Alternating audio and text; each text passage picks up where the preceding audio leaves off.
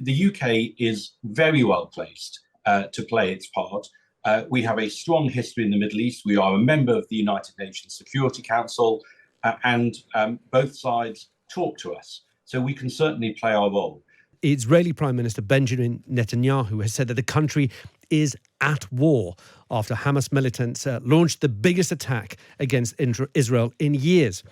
At least 22 Israelis have died and more than 500 are injured after thousands of rockets were fired from Gaza and gunmen entered Israel.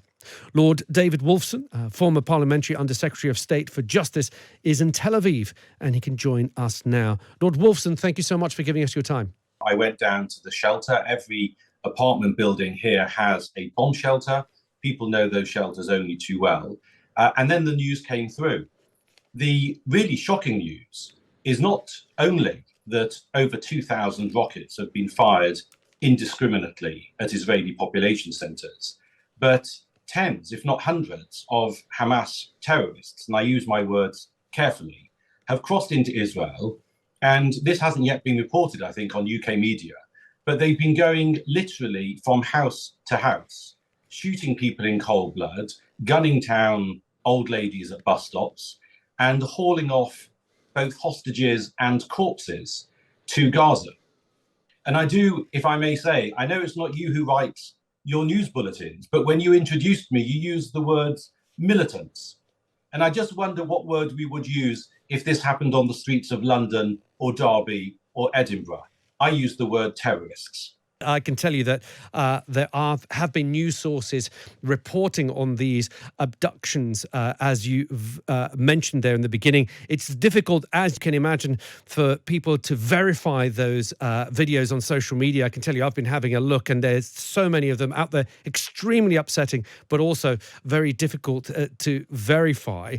There's been widespread condemnation, immediate condemnation, Lord Wolfson. Of course, one state that hasn't condemned what's happened, unsurprisingly, is the state of Iran. What role are they playing in this conflict right now? That there has been wall-to-wall support for Israel, both within Israel, where politics has essentially been put on hold. As you say, Prime Minister Netanyahu called it a war, and as usual in a state of war, the opposition has joined. And although, as you rightly say, I'm a conservative, it's fair to say that in the UK as well, Keir Starmer and now Ed Davey have come out with very strong statements, as well as that of the Prime Minister. You're right to focus on Iran, not only because Iran is the sponsor of Hamas, both financially and its ideology, but also because it did seem to be the case that Israel and Saudi Arabia were coming very close to some sort of deal, whether a full peace agreement or at least a normalization understanding. And it may well be that the real purpose of today's events has been to disrupt that move to peace. Because the one thing we know in the Middle East is that whenever there is a move to peace, the extremists will do all they can to undermine it. And I do today again call on my government, the UK government, to proscribe the Iranian Revolutionary Guards. Other countries have done that.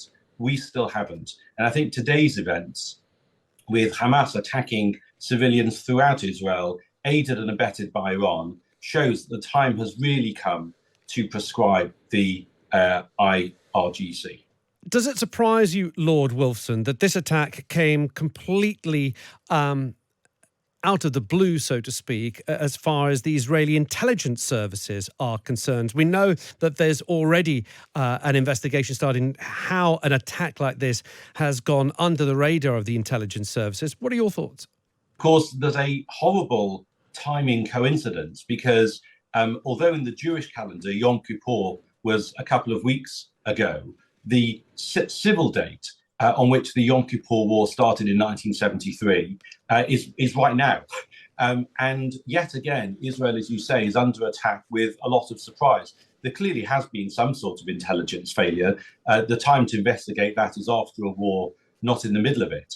But I'm sure at some point, the Israelis will have to conduct a proper investigation as to what has happened. I mean, at the moment, and you can see this on live streaming, there are literally tens of people armed with machine guns crossing into Israel. and going from house to house and gunning down people in cold blood. No democratic society can put up with that.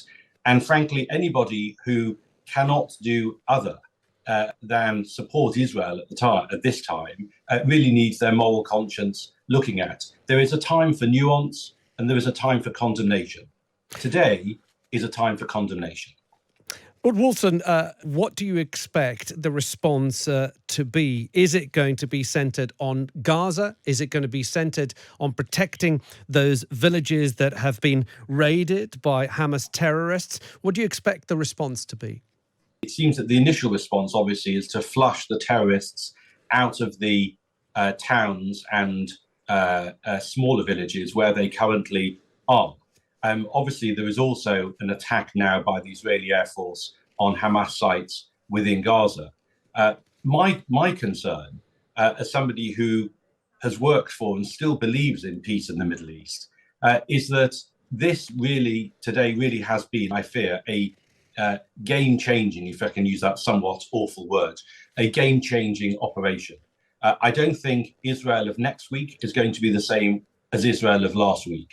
And I do really have severe concerns now for the political future within the wider Middle East. What is good, though, I think, and of course, this is a testament to both Arab and Israeli policy in the last 10 to 20 years, is that there hasn't been any negative statements from Egypt, Jordan, the Gulf, Bahrain, all the states with which Israel now has diplomatic relations. Those agreements were a move to peace. We need more of them.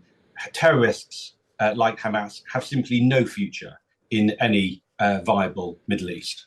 We have a history in the Middle East, not always a great one, but we do have a history in the Middle East. We have extremely good relations with Israel and with Jordan and with a number of other countries in the region. Indeed, I had a meeting with our new ambassador here only last week. The UK is very well placed to play its part. We have a strong history in the Middle East. We are a member of the United Nations Security Council, and both sides talk to us. So we can certainly play our role.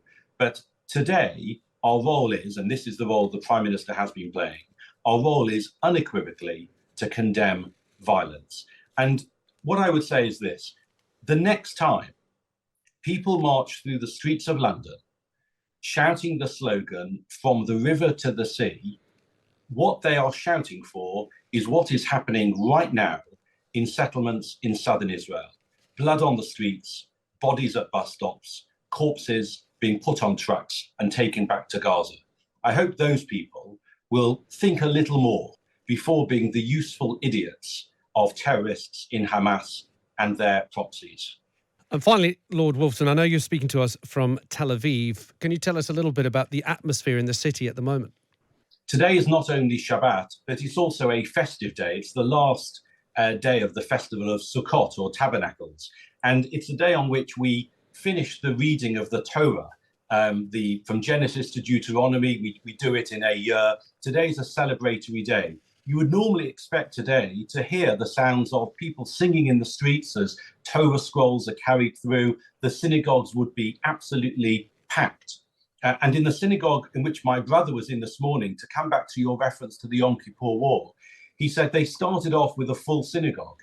And people gradually got messages that they were being called back to their bases. People in the reserves. Israel has a small standing army and a larger reserve army. And as the service went on, the synagogue emptied out. And the older people who remembered the Yom Kippur War in 1973 said, this is just like 1973 all over again. Outside, it's deathly quiet. No cars, no people in the streets. People are glued to their TVs and their radios. Everybody, this is a small country, everybody knows somebody who, right as we are speaking, is holed up in their home in the south and hearing gunshots outside. That is the present reality in Israel.